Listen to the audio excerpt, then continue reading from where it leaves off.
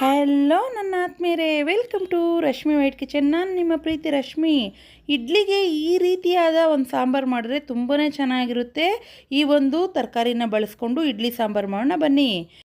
ಸೋರೆಕಾಯಿ ತೊಗೊಂಡು ಚಿಪ್ಪೆ ಮತ್ತು ತಿರುಳು ತಕ್ಕೊಂಡು ಈ ಥರ ಸಣ್ಣಗೆ ಕಟ್ ಮಾಡಿ ಇಟ್ಕೊಂಡಿದ್ದೀನಿ. ಒಂದು ಅರ್ಧ ಬೌಲು ಹೆಸರುಬೇಳೆ ತೊಗೊಂಡಿದ್ದೀನಿ. ಹೆಸರುಬೇಳೆನ ಚೆನ್ನಾಗಿ 2-3 ಸರಿ ತೊಳ್ಕೊಂಡು ಸಣ್ಣ ಸಣ್ಣದಾಗಿ ಕಟ್ ಮಾಡಿರೋಂಥ ಸೋರೆಕಾಯಿ ಹಾಕೋತಾ ಇದ್ದೀನಿ. ಮತ್ತು 2 ಟೊಮೊಟೊ ತೊಗೊಂಡಿದ್ದೀನಿ, ಹಾಕೋತಾ ಇದ್ದೀನಿ.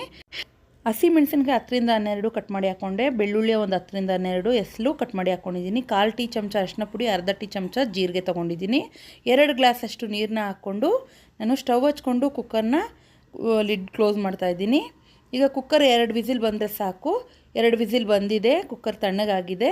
ನಾವು ಒಂದು ಸೌಟ್ ತೊಗೊಂಡು ಈ ಥರ ಮಿಕ್ಸ್ ಮಾಡ್ಕೊತಾ ಇದ್ದೀವಿ. ಬೇಳೆ ಎಲ್ಲ ಚೆನ್ನಾಗಿ ಬೆಂದಿದೆ. ಈಗ ಒಂದು ಅರ್ಧ ಸ್ಪೂನ್ ಚಿಲ್ಲಿ ಪೌಡ್ರು, 1 ಸ್ಪೂನ್ ಧನಿಯಾ ಪೌಡ್ರು ಮತ್ತು ರುಚಿಗೆ ತಕ್ಕಷ್ಟು ಉಪ್ಪು ಇಷ್ಟನ್ನು ಹಾಕ್ಕೊಂಡು ಚೆನ್ನಾಗಿ ಮಿಕ್ಸ್ ಮಾಡ್ಕೊಳ್ಳೋಣ. ಸ್ಪೂನ್ ಎಣ್ಣೆನ ಸೇರಿಸ್ಕೊತಾ ಇದ್ದೀನಿ. 2 ಸ್ಪೂನ್ ಎಣ್ಣೆ ಹಾಕ್ಕೊಂಡು ಎಣ್ಣೆ ಕಾದ್ಮೇಲೆ ಸಾಸಿವೆನ ಹಾಕ್ಕೋತಾ ಇದ್ದೀನಿ. ಸಾಸಿವೆ ಎಣ್ಣೆ ಚಿಟ್ಲಿತಾ ಇದೆ. ಈಗ ಅರ್ಧ ಸ್ಪೂನ್ ಜೀರಿಗೆನ ಹಾಕ್ಕೊಂಡು ಕರಿಬೇವನ್ನ ಹಾಕ್ಕೊತಾ ಇದ್ದೀನಿ.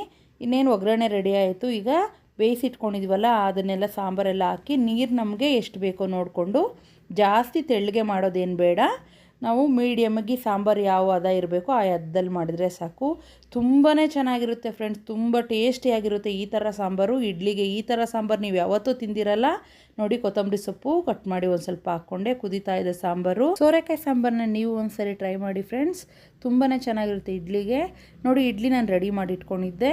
ಈಗ ಇಡ್ಲಿಗೆ ನಾನು ಸಾಂಬಾರು ಹಾಕ್ಕೋತಾ ಇದ್ದೀನಿ. ನೋಡಿ, ಒಂದು ಬೌಲಲ್ಲಿ ಇಡ್ಲಿ ಹಾಕ್ಕೊಂಡು ಈ ಥರ ಸಾಂಬಾರು ಹಾಕ್ಕೊಂಡು ತಿಂತಾಯಿದ್ರೆ ತುಂಬಾ ರುಚಿಯಾಗಿರುತ್ತೆ ಫ್ರೆಂಡ್ಸ್. ನಾವು ಬೇರೆ ಬೇರೆ ಸಾಂಬಾರಿಗೆಲ್ಲ ಸೋರೆಕಾಯಿ ಹಾಕಿದಾಗ ಮಕ್ಕಳೆಲ್ಲ ತಿನ್ನೋದಿಲ್ಲ. ಈ ಥರ ನಾವು ಸಣ್ಣಗೆ ಹಚ್ಚಿ ಹಾಕಿದಾಗ ಮಕ್ಕಳು ತಿಂತಾರೆ, ಅವ್ರಿಗೂ ಗೊತ್ತಾಗೋದಿಲ್ಲ.